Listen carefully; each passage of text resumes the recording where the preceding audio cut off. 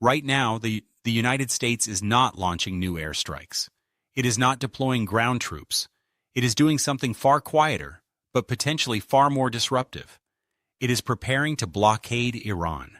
This decision comes just days after a fragile ceasefire, and immediately after high-level talks collapsed without a deal. On the surface, it looks like a predictable escalation, but something does not add up. If the goal was to weaken Iran militarily, why not continue direct strikes? Why shift to controlling ships, ports, and trade routes? Why move from visible warfare to something more systemic? The real question is not just why the talks failed. The real question is why the response is not another attack, but a blockade. Because a blockade does not just target a country, it targets everything that flows through it. Oil, trade, energy, and by extension, the global system itself. So what is really happening here? And what this could mean is far bigger than a single conflict in the Middle East. The blockade did not emerge in isolation. It is the result of a compressed and highly volatile sequence of events that unfolded over just 6 weeks. The conflict began in late February when the United States and its allies initiated military actions targeting Iran. What followed was a rapid escalation. Airstrikes, missile exchanges, and regional instability spread across key strategic zones. Within weeks, the confrontation had already caused thousands of casualties and disrupted critical infrastructure. But by early April, something shifted. Both sides agreed to a temporary ceasefire. It was limited, only 2 weeks. And from the beginning, it was fragile. Behind the scenes, negotiations were arranged in Islamabad. Senior officials from both sides entered talks that lasted more than 20 hours. The objective was clear: de-escalate, establish terms, prevent a broader war. But the talks failed. According to Reuters, the core disagreement centered on strategic demands that neither side was willing to compromise on. The United States pushed for constraints on Iran's nuclear program and broader regional behavior. Iran rejected what it viewed as maximalist conditions. The gap was not tactical. It was structural. And this is where the situation becomes more serious. Because immediately after the failure of those talks, the United States did not return to airstrikes. It announced a naval blockade. The target is not a military base. It is not a specific installation. It is every vessel attempting to enter or leave Iranian ports across the Persian Gulf and the Gulf of Oman. This matters because Iran is not just a country in conflict. It is a key node in the global energy system. Its oil exports, estimated at around 2 million barrels per day, are deeply integrated into international markets. Any disruption does not stay local. It spreads. And the market reaction was immediate. Oil prices surged past $100 per barrel following the collapse of negotiations. Not because supply had already dropped, but because the system began pricing in risk. At the center of this system is the Strait of Hormuz, a narrow maritime corridor through which a significant portion of the world's oil flows. Control over this choke point has always been strategic, but now it is becoming operational. A blockade in this region is not just a military maneuver. It is an intervention into the flow of global energy. And this is why the situation is no longer just about a ceasefire breaking down. It is about the transformation of a regional conflict into a systemic pressure point. Here's why this matters. Because once the flow of energy becomes the battlefield, the consequences are no longer contained by geography. To understand what is really happening, you have to move beyond the surface. A blockade is not just a military action. It operates across multiple layers at the same time. The first layer is military logic. A naval blockade is one of the oldest tools in warfare, but in modern conflict, its function has evolved. It is no longer just about stopping ships. It is about controlling logistics at scale. Every economy depends on movement: oil, goods, raw materials. By targeting access to ports, the United States is not attacking Iran's military directly. It is targeting the system that sustains it. This creates pressure without immediate destruction. No bombs, no visible escalation. But the effect accumulates, slowly, relentlessly. And that changes the equation, because it allows the United States to maintain dominance in the escalation ladder. It can tighten or loosen the blockade. It can intercept selectively. It can apply pressure without triggering the same political costs as a full-scale invasion. But this is where the second layer begins: economic warfare. Iran's economy is heavily dependent on oil exports. Roughly 2 million barrels per day flow out to global markets. A blockade threatens to cut that flow. Not completely at first, but enough to create instability. And instability is the objective, because global oil markets do not wait for actual shortages. They react to expectations. The moment traders believe supply could be disrupted, prices move. And we already see this. Prices rising above $100 per barrel is not a coincidence.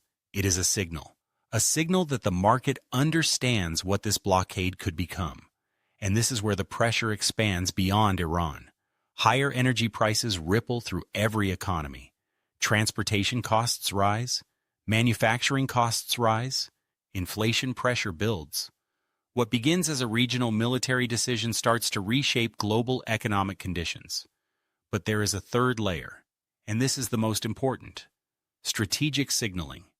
The blockade sends a message, not just to Iran, but to everyone watching. It says that the United States is willing to escalate, but on its own terms. It is choosing a method that avoids immediate large-scale war, while still demonstrating control over critical infrastructure. And more importantly, it shows where power is actually being exercised. Not on land, not in the air, but in the flow. The flow of energy, the flow of trade, the flow of global dependency. Because if you can control the flow, you do not need to control territory. And this is where the situation becomes more unstable. Because from Iran's perspective, a blockade is not a passive act. It is an existential threat. It directly targets the country's economic survival. And that creates incentives to respond, not necessarily with conventional force, but with asymmetric actions: disruption, retaliation in other domains, escalation in places that are harder to predict. And once that begins, control becomes much harder. So what looks like a controlled, calculated move may actually be opening a new phase of the conflict. One where the battlefield is no longer defined by geography, but by systems. To see how this situation reached this point, you have to look closely at what happened inside the negotiations. The talks in Islamabad were not symbolic. They were extended, direct, and intensive. According to Reuters, they lasted more than 20 hours. That alone tells you something. Both sides were not just posturing. They were trying to find a framework to stop the escalation. But the outcome reveals something deeper. There was no agreement, not even a partial one. At the center of the deadlock were two irreconcilable positions. The United States pushed for restrictions on Iran's nuclear program, not just temporary limits, structural constraints, measures that would reshape Iran's long-term strategic capabilities. At the same time, Washington demanded changes in Iran's regional posture. This was not a narrow negotiation. It was an attempt to redefine Iran's role in the region.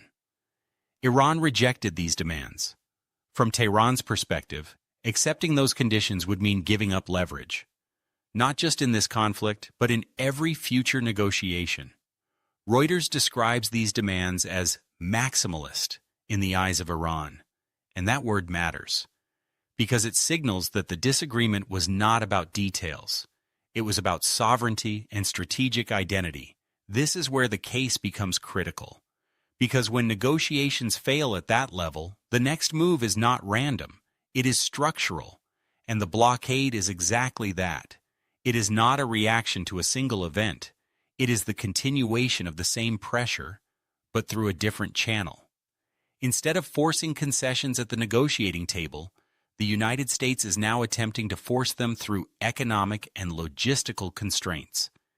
and the timing reinforces this.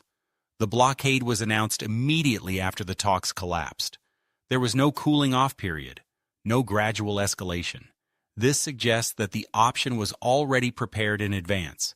It was not improvised. It was waiting. That changes how we interpret the entire sequence, because it implies that diplomacy and coercion were running in parallel. The talks were one path. The blockade was the fallback. And once the talks failed, the system switched tracks instantly. But here is where the consequences become more visible. Iran is now faced with a narrowing set of choices: accept pressure and return to negotiations under worse conditions, or respond in a way that breaks the blockade. Neither option is stable, because accepting the blockade weakens internal legitimacy, but breaking it risks direct confrontation with U.S. naval forces. And that is where the risk escalates. Not gradually, but suddenly. Because at sea, interactions are immediate. A single interception, a miscalculation, a warning shot. These are small actions that can trigger disproportionate responses. And this is what makes the blockade more dangerous than it appears. It operates in a space where control is assumed, but not guaranteed. So the failed talks are not just a diplomatic setback. They are the trigger point. The moment where a contained negotiation transformed into a live, operational strategy. And once that shift happens, it is very difficult to reverse. What begins as a blockade against Iran does not remain confined to Iran. That is the first illusion that needs to be removed. Because once maritime pressure is applied in the Persian Gulf and the Gulf of Oman, the consequences move outward through systems that are much larger than the conflict itself. The first system is energy. Iran's exports are only one part of the equation. The more important issue is location. This crisis sits next to one of the most sensitive energy corridors in the world. That means the blockade does not just affect what Iran sells. It affects how the entire market calculates risk. And energy markets are not built to absorb uncertainty calmly. They react early, they react aggressively, and they transmit stress almost immediately. That is why oil prices moved as soon as the negotiations failed and the blockade became clear. The market was not reacting to destroyed supply. It was reacting to the possibility that a strategic choke point could become unstable for an extended period. In other words, the price increase was not just about Iran. It was about the fear that the architecture of energy transport itself was becoming vulnerable. And once that fear enters the system, everything downstream starts to change. Shipping costs rise, insurance premiums rise, import-dependent economies come under pressure. Central banks begin watching inflation risk again. Governments that are far from the battlefield suddenly find themselves exposed to decisions made in a narrow corridor of water thousands of miles away. This is where the second system comes in: global trade. Modern trade depends on predictability, not peace necessarily. Predictability. Companies can tolerate tension. Markets can tolerate rivalry. What they struggle to tolerate is uncertainty around the movement of goods through strategic routes. A blockade injects exactly that kind of uncertainty. Even if commercial traffic is not fully halted, the signal is enough to change behavior. Shipping firms reroute, buyers hedge, states begin contingency planning, and the result is that a military measure starts behaving like a systems shock. This matters because the global economy is already tightly interconnected. A disruption in one maritime zone does not stay there. It spreads through freight, fuel, industrial inputs, and financial expectations. The effect is not always dramatic on day one, but it compounds. And this is where it gets more serious, because the third system is not economic. It is military. A blockade creates a permanent zone of friction.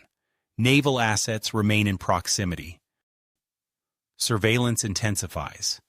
Rules of engagement become more important and more fragile. Every encounter at sea becomes a test of restraint. This is the dangerous part. not because war is guaranteed, but because the structure now rewards reaction. A vessel is stopped. A patrol gets closer than expected. A commander misreads intent. In these environments, escalation is often not planned. It is produced by contact. And once military contact becomes routine, the margin for error collapses. That risk extends beyond the United States and Iran. Regional actors begin recalculating. Gulf states watch the corridor more closely. External powers monitor the balance. Energy importing countries start thinking less about diplomacy and more about supply continuity.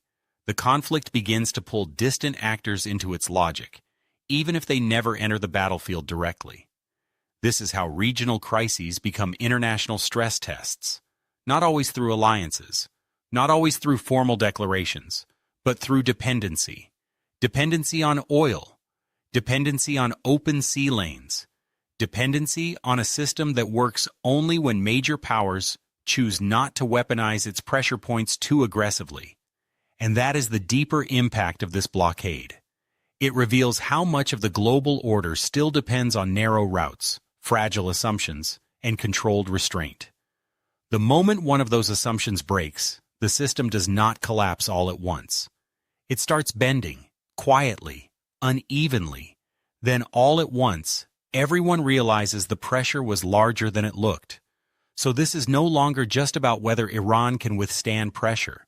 It is about whether the international system can absorb another strategic rupture in one of the few places where energy, military force, and geopolitical signaling all converge at the same time.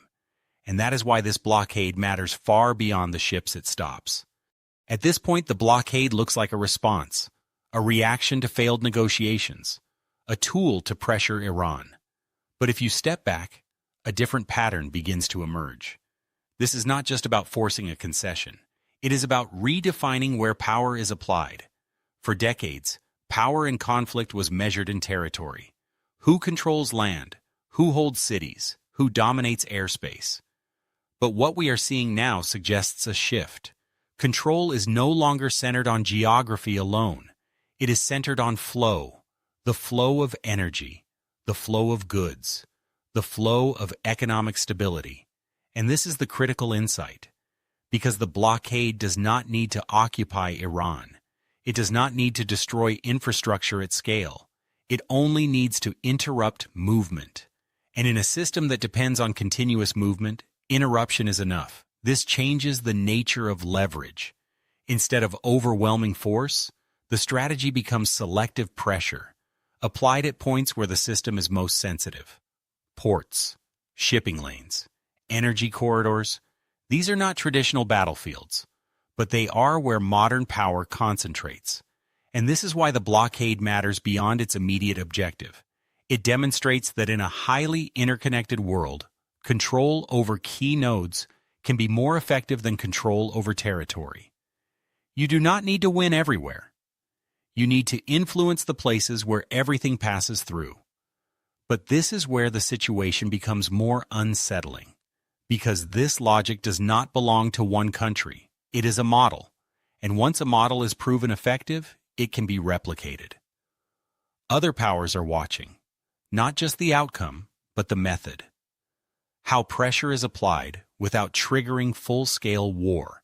How systems can be shaped without direct occupation. How economic and military tools merge into a single strategy. And that creates a new kind of instability, not immediate conflict, but systemic vulnerability. Because if multiple actors begin targeting flows instead of territories, the global system becomes a network of pressure points, each one exposed, each one potentially contested, each one capable of transmitting shock across regions. And in that kind of system, stability depends less on strength and more on restraint. Which brings us back to the present moment.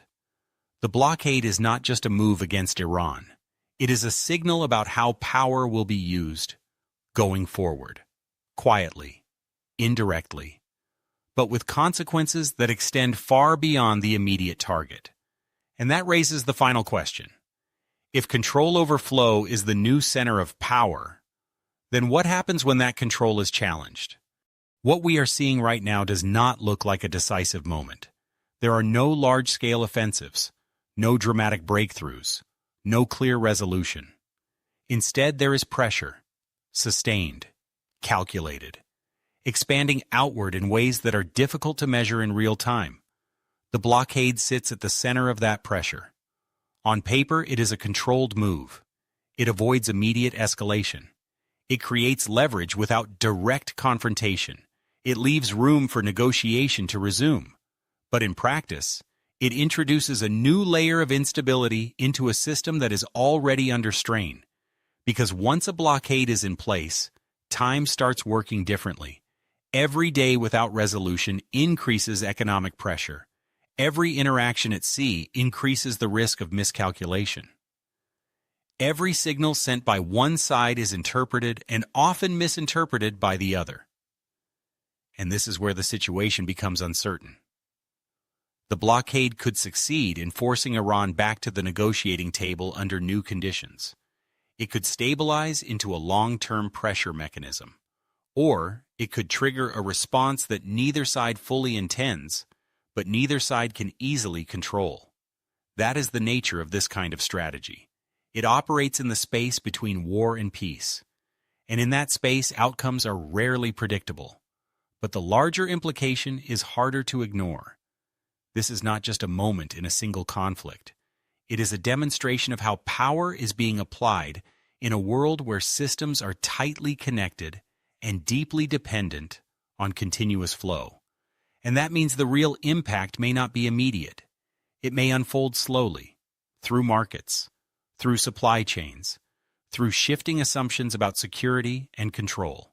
So the question is no longer just whether this blockade will escalate or de-escalate the current conflict. The real question is whether this is a temporary tactic or the beginning of a new normal, where controlling the flow of the global system becomes the primary battlefield. And if that is the case, then what we are witnessing right now is not the end of a crisis. It is the early stage of a much larger transformation.